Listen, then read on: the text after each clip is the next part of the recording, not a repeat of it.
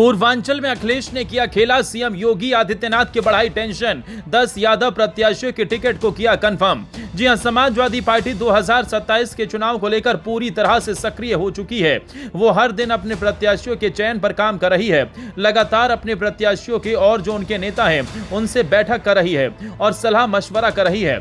जहां अखिलेश यादव ने पिछले दिनों फ्रंटल के संगठनों के साथ बैठक की, तो उसके बाद अल्पसंख्यक सभा के साथ मंथन किया और अब अपने प्रत्याशियों के चयन पर भी मंथन शुरू कर दिया है कि कौन समाजवादी के प्रत्याशी होंगे, कौन सी सीट पर किसे चुनाव लड़ाया जाए। एक एक रणनीति पर काम कर रहे हैं, एक एक सीट पर वो जातीय समीकरण सेट कर रहे हैं। 2024 के लोकसभा चुनाव में समाजवादी पार्टी ने जो पीडीए का फॉर्मूला चला, वो पीडीए का फॉर्मूला उनका हिट रहा। आपको जानकर हैरानी होगी कि 2024 के लोकसभा चुनाव में समाजवादी पार्टी ने सिर्फ 5 यादवों को टिकट दिया और पांचों यादव वो भी जो सैफई परिवार से आते थे। यानी अखिलेश यादव ने मुलायम सिंह यादव के घराने के अलावा पूरे प्रदेश के किसी भी यादव को टिकट नहीं दिया और ये कहा गया कि सबसे ज्यादा जो तरजीह दी गई वो पिछड़े और दलित नेताओं को दी गई, जो पिछड़े समाज से आते थे। जब 2027 का विधानसभा चुनाव है तो लोगों में एक सबसे ज्यादा चर्चा है कि इस बार जो 2027 का चुनाव होगा उसमें कितने यादवों को टिकट मिलने वाला है और कितने मुसलमानों को टिकट मिलेगा, क्योंकि जो MY समीकरण है, समाजवादी पार्टी कहा जाता है कि इनका कोर वोटर है। तो लोगों में यह भी दिलचस्पी है कि 2027 का चुनाव आएगा तो उसमें कितने यादव और किन किन यादवों को टिकट मिलने वाला है। तो आज हम ऐसे 10 यादवों की लिस्ट लेकर आए हैं जिसमें समाजवादी पार्टी के अंदर पूरी चर्चा है और ये कंफर्म माना जा रहा है कि वो 10 यादव 100% चुनाव लड़ेंगे और ये सभी 10 यादव पूर्वांचल से आते हैं।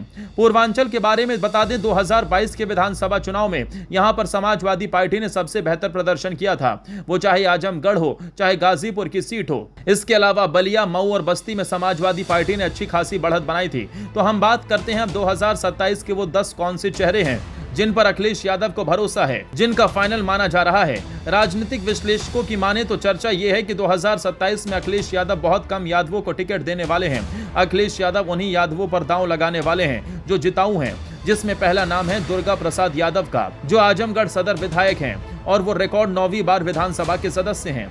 ये आजमगढ़ की सदर सीट से अपराजित नेता हैं, चाहे जब जिसकी लहर रही हो, लेकिन दुर्गा प्रसाद यादव उस सीट से जीतते ही जीतते हैं। तो दुर्गा प्रसाद यादव का चुनाव लड़ना तय है। अब इस लिस्ट में दूसरा नाम गुलशन यादव का। गुलशन यादव कुंडा विधानसभा यानी राजा भैया की विधानसभा से हैं। इनकी इसलिए भी चर्चा है कि वो राजा भैया के गढ़ से चुनाव उन्होंने लड़ा था। दरअसल यहाँ पर राजा भैया के सामने कोई भी लड़ने की हिम्मत नहीं जुटा पाता और जिसने भी राजा भैया के खिलाफ चुनाव लड़ा उसे एक तरफा हार का मुंह देखना पड़ा। लेकिन गुलशन यादव ने 2022 के चुनाव में राजा भैया को ऐसी टक्कर दी जो एक मिसाल बनी, इसलिए अखिलेश यादव इनको चुनाव लड़ाएंगे। वहीं तीसरा नाम संग्राम यादव का है। इनका नाम अतरौलिया विधानसभा से आगे चल रहा है। संग्राम यादव अतरौलिया विधानसभा से समाजवादी पार्टी के युवा नेता हैं। ये छात्र राजनीति से निकले नेता हैं और युवाओं में उनकी अच्छी खासी पैठ है।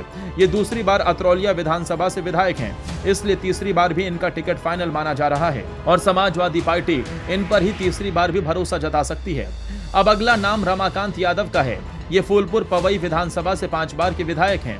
ये 2022 चुनाव से पहले समाजवादी पार्टी में शामिल हुए थे, उससे पहले ये भारतीय जनता पार्टी में थे। तो जब ये सपा में शामिल हुए थे तो उन्होंने चैलेंज किया था और बीजेपी को कहा था कि आजमगढ़ से समाजवादी पार्टी सभी सीट नहीं जीती तो मैं राजनीति से संन्यास ले लूंगा। और जो इन्होंने कहा था, जो चैलेंज दिया था, उस चैलेंज पर खरा उतरे और समाजवादी पार्टी ने 2022 चुनाव में आजमगढ़ की सभी विधानसभा सीट पर जीत का परचम लहरा दिया।